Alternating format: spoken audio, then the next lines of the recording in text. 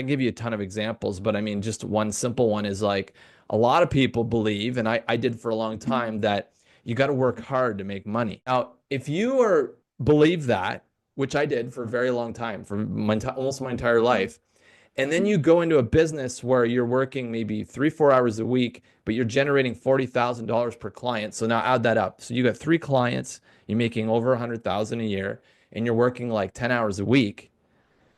You will start to work hard and do things to like think, because you need to make money, you need to keep working hard. Now, eventually, over a period of a couple of years, I let go of that and realized like it's okay to not be like running around crazy, being productive 40, 50, 60 hours a week. And some people Yeah. don't believe that's true. And I'm like, if you have a high margin business, you can definitely do that. But I will tell you that the belief that I need to work hard to make money is going, you're going to fight against that.